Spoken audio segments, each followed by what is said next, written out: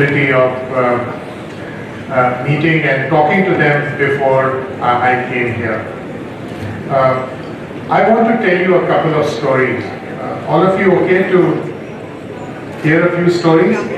All of you love stories, right? So hopefully when I'm going to tell the story, you're not going to be looking at WhatsApp. You think it's possible or not possible? We are somewhere else. And that's not just true for all of you, that's true for most people today. And therefore that begs the question that if I want your attention, how do I get your attention? And maybe the best way for me to get your attention is by joining you in your virtual world. Maybe I would be more interesting to you if you were seeing me in Facebook while sitting in this auditorium. Maybe I'll be more interesting to you if I am chatting with you on WhatsApp while you're sitting in this auditorium. And we are finding exactly the same things happening at home when we are all together in the same room, but we are alone because we are each in our own virtual worlds. Does it happen to you? You're with your siblings, with your parents in the same room, but your brother is on a WhatsApp chat with his friends, you're on Facebook with someone, somebody else is looking at Instagram, somebody is looking at pictures in Pinterest, but you're all together in the same room. Does that happen to you? It happens to all of us. And the message I'm trying to drive is that if we have to be successful going forward in the future, whether you're in business or you're an entrepreneur, you can only be successful if you're going to be able to capture the imagination of whatever is your target audience in the virtual world. We are present in the physical world, but we live in the virtual world. And that is something all of us must deeply understand. And I'm going to correlate this to artificial intelligence. Arvind spoke about it. And why it's important for us to look at both the physical and digital worlds, and why we have to try and determine the importance of creating an immersive experience across both these worlds so that you get that same level of happiness irrespective of where you are. A couple of years ago when I was in China, I was asked a quiz question by somebody I was at dinner with.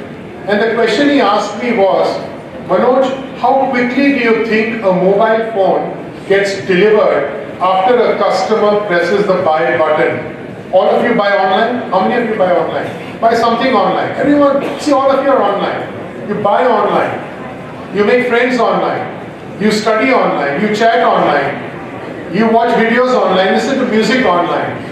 Then my question is, what are you doing here in the physical world in this auditorium? So it was an interesting question where he said, how long do you think it takes after you press the buy button for you to get a mobile phone? Now remember, China has a lot of traffic, a lot of people, a lot of pollution. People live in high-rise buildings. So how long do you think it takes? So you buy your favorite mobile phone. Anyone wants to guess? Just raise your hand and guess. How long does it take? You want to buy a mobile phone? When will it get delivered? 5 days? 3 days? 2 days? What if I told you that it got delivered in 2 minutes? What if I told you that it got delivered in 2 minutes? Believable, unbelievable? Unbelievable. But it's true.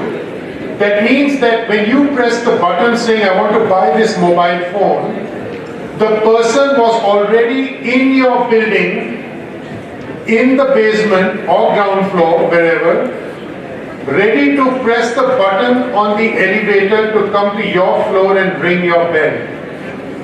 How is it that somebody knew what mobile phone you are going to buy much before you actually press the buy button, isn't it?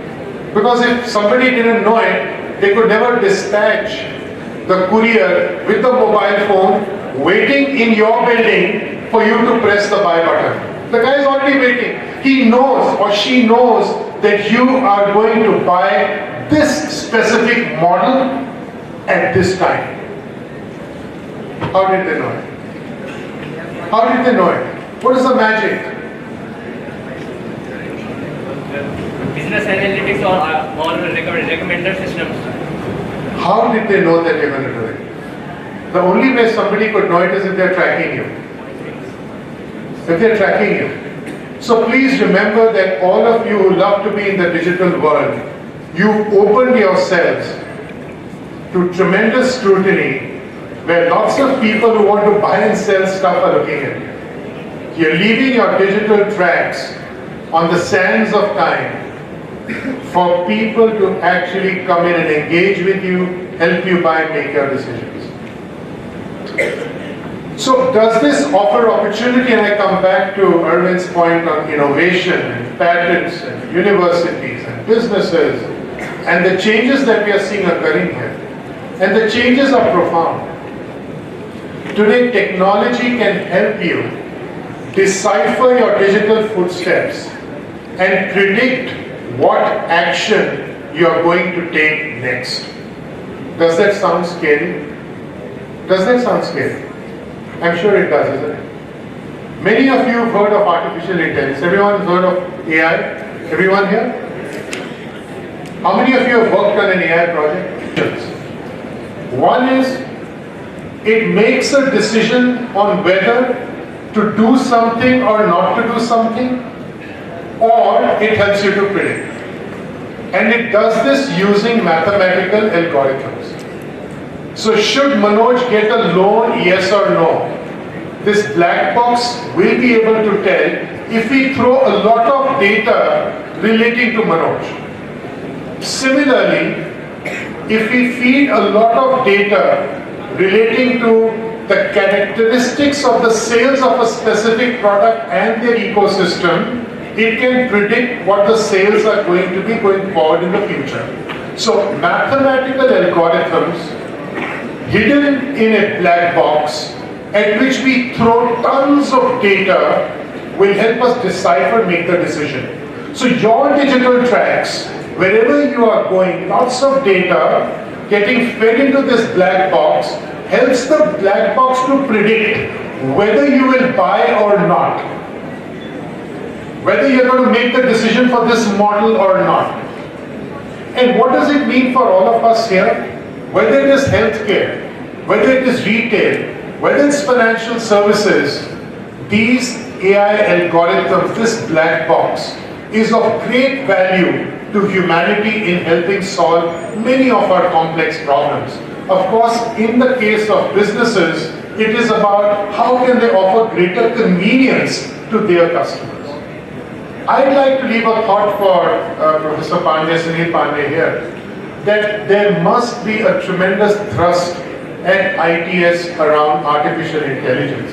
You can choose specific verticals, you can choose what you want to do. You don't need to necessarily write algorithms alone. That is not just the holy grail. The holy grail also is how do you take an algorithm and train the algorithm in a specific use case by taking lots of data, tagging the data and training the algorithm. That itself is of great value to start with. A lot of people believe that innovation in AI only lies with writing the algorithm. Of course that is the holy grail, but you don't necessarily need to start there. You can start by just looking at the data piece and looking at the data science piece and building some level of experience of working with algorithms, solving real life problems, and then ultimately of course go on to doing and writing this black box magic, as I've just said. So I just wanted to take a few minutes to really share with you, innovation creativity is greatly going to be determined by how you can influence the ecosystem in the virtual world. All of you live in the virtual world. How are you going to make sure that you can knock at the door of the virtual world to get attention so that you can go and create long-term value? Innovation and creativity will go in terms of defining that in a much more to buy a specific phone. It was also important for that person to dispatch someone physically with the phone. So there is a digital context and there is a physical world, and both of them have to come together to deliver on that immersive experience. And where did you start that immersive experience?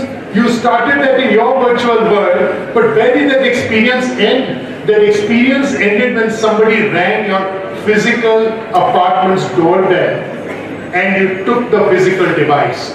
So how do you take your virtual and physical worlds, bring them together to give that seamless experience? Technologies like AI enable that to happen. But let us also remember there's a lot of innovation and creativity required in the physical world, the supply chain world, to make it happen. So I'd like to thank all of you for